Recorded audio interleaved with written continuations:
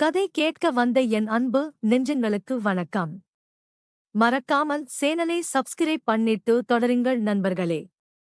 காலையின் ஒளி சுவரில் மாற்றிருந்த என் கணவரின் புகைப்படத்தில் ஒரு கோலம் போட அன்றைய பொழுதும் விடிந்ததை உணர்த்தியது. மீனாவை பள்ளிக்கு தயார்படுத்தி வாசலில் அவள் டாடா காட்டி மறைந்ததும் அந்த பெரிய வீடு என்னை முழுமையாக விழுங்குவது போன்ற ஒரு நிசப்தத்தில் மூழ்கியது. கணவர் இறந்து 6 மாதங்கள் ஓடியிருந்தன. கடிகாரமுள் நகர்வது மட்டுமே இந்த வீட்டில் உயிரோட்டமாய் இருந்தது. அப்போதுதான் வாசல் மணி ஒலித்தது. இந்த நேரத்தில் யார் என்று யோசித்தபடி கதவை திறந்தேன். அங்கே என் கணவரின் தம்பி குமார் ஒரு பயணப்பையுடன் நின்றிருந்தான்.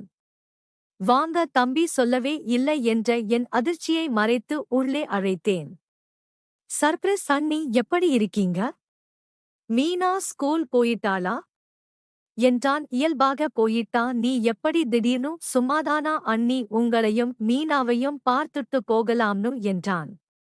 ஆனால் அவன் கண்களில் ஒருவித சோர்வும் கலக்கமும் தெரிந்தது. அவன் தங்கிய 2 நாட்களில் வீடு வீடாக மாறியிருந்தது. மீனா பள்ளி விட்டு வந்ததும் சித்தப்பா என்று அவன் மார்பில் குதித்தாள். அவள் சந்தோஷத்தை பார்க்கும்போது என் தனிமையின் வழி சற்று குறைந்தாற் போல் இருந்தது. அவன் அவளுடன் விளையாடினான். அவளுக்கு பாடம் சொல்லிக் கொடுத்தான். அவன் ஊட்டினால் மட்டுமே சாப்பிட்டாள். குமார் அந்த வீட்டின் வெற்றிடத்தை தன் இருப்பால் நிரப்பிக் கொண்டிருந்தான். 3ஆம் நாள் இரவு ஹாலில் அவன் யாரிடமோ போனில் பேசிக் கொண்டிருந்தான். குரல் சற்று உயர்ந்தது. இல்லப்பா, அது அண்ணியோட உரிமை. மீனாவுக்கு சேர வேண்டியது. அதுல நான் தலையிட மாட்டேன். அவங்க கிட்ட நான் அத பத்தி பேசவே மாட்டேன். ப்ளீஸ். அவன் எனக்காக தன் தந்தையிடம் வாதாடுகிறான் என்பது புரிந்தது. என் மீது அவனுக்கு இருக்கும் அக்கறை என் மனதில் அவன் மீதான நம்பிக்கையே ஆழமாக விதைத்தது. அடுத்த நாள், அண்ணி, எனக்கு ஒரு உதவி பண்ணணும் என்றான். எனக்கு ஒரு பொண்ணு பார்க்கணும். உங்களுக்கு தெரிஞ்சா சொல்லுங்க. அந்த கேள்வி என் இதயத்தில் முள்ளாய் தைத்தது. ஒரு விதவையான என்னிடம் இன்னொரு பெண்ணுக்கு மாப்பிள்ளையாக போகிறவன் உதவி கேட்கிறான். என் நிலைமையே என் முகத்தில் அரைந்தது போல் இருந்தது. கிண்ணுக்கலந்த தம்பி. ஜனங்க என்னை ஒரு பொருட்டா மதிக்க மாட்டாங்க. நீயோ மாமாவோ பாருங்க என்று சொல்லும்போதே அழுகை வெடித்தது.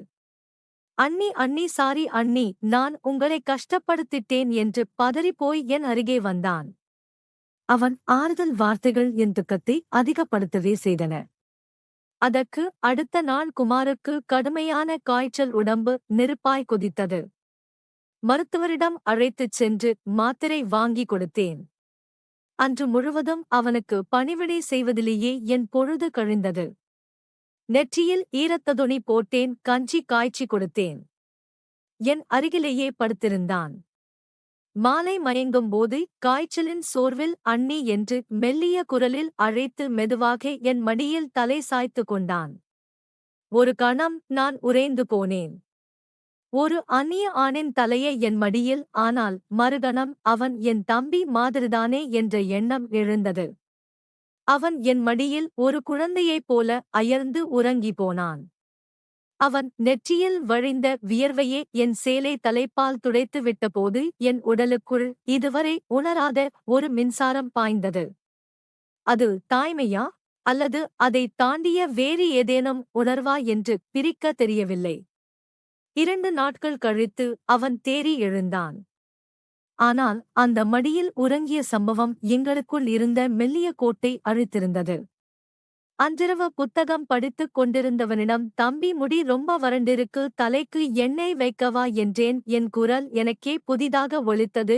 அவன் தயங்கினான். வேண்டாம் அண்ணி, உங்களுக்கு எதுக்கு சிரமம், பரவாயில்லை தம்பி, வா என்றே அவனை குளியல் அறைக்கு அழைத்துச் சென்றேன். ஒரு ஸ்டூலில் அவன் அமர்ந்திருந்தான். மேலேச சட்டை அணியவில்லை. அவன் முதுகை பார்க்க எனக்கு கூச்சமாக இருந்தாலும் என் கவனத்தை அவன் முடியில் செலுத்தினேன். கிண்ணத்தில் இருந்த எண்ணெயை தொட்டு அவன் தலையில் வைத்து மெதுவாக தேய்க்க தொடங்கினேன். என் விரல்கள் அவன் தலைமுடியில் கோதும் போதும் அவன் பிடரியில் படும்போதும் ஒருவிதமான வார்த்தைகளால் சொல்ல முடியாத அமைதி அந்த அறைக்குள் நிலவியது. கிண்ணம் கீழே இருந்ததால் தம்பி கிண்ணத்தை எடுத்து கொடு என்றேன். நான் எங்கே நிற்கிறேன் என்று கணிக்காமல் அவன் சட்டென குனிந்து எடுக்க அவன் தோள் என் மீது லேசாக உரசியது. அந்த நொடி நாங்கள் இருவருமே உறைந்து போனோம். என்னை வைப்பது நின்றது. எங்கள் இருவரின் மூச்சு சத்தம் மட்டுமே கேட்டது. நாங்கள் இத்தனை நாட்கள் கட்டி காத்த மரியாதை என்ற மெல்லிய கோடு இப்போது அறுந்துவிடுமோ என்பது போல நடுங்கியது. அவன் அதிர்ச்சியில் திரும்பாமலேயே கிண்ணத்தை நீட்ட அதை வாங்கும்போது என் கை அவன் கையில் பட்டது. அவன் உடல் லேசாக் சிலிர்த்ததை உணர்ந்தேன். என்ன தம்பி கீழே கொட்டலையே என்றேன். என் குரல் இயல்பாக இல்லாததை நானே உணர்ந்தேன். இல்ல அண்ணி என்றான். அவன் குரல் தடுமாறியது. சரி திரும்பு என்றேன் மெதுவாக. அவன் மெதுவாக என் பக்கம் திரும்பினான். அவன் கண்களை நான் ஆழமாக பார்த்தேன். அந்த கண்களில் காமம் இல்லை, பல நாள் தனிமையும் ஒரு ஆறுதலுக்கான இயக்கமும் மட்டுமே இருந்தது. அந்த பார்வை என் இதயத்தின் ஆழம் வரை சென்று என் தனிமையை தொட்டது. என் கைகள் அவனை அறியாமல் அவன் கன்னங்களை தாங்கின. நாங்கள் பேசிக்கொள்ளவில்லை. எங்கள் தனிமைகள் ஒன்றுக்கொன்று பேசிக்கொண்டன. அந்த கேள்விக்கு நான் மறுப்பு சொல்லவில்லை. என் மௌனமே சம்மதமாக அவன் என் அருகில் வந்தான். என் தனிமையும் அவன் அரவணைப்பும் அந்த இரவில் சங்கமித்தது. ஒரு பழமொழி சொல்வார்களே, பொன் கிடைத்தாலும் புதன் கிடைப்பது அரிது என்று. எனக்கு என் கணவர் விட்டுச் சென்ற வெற்றிடத்தை நிரப்ப அவர் தம்பியே அந்த புதனாக கிடைத்துவிட்டான். வீடியோ பிடிச்சிருந்தா சப்ஸ்கிரைப் லைக் பண்ணுங்க நெஞ்சங்களே. நன்றிகளுடன் உங்கள் கனிமொழி.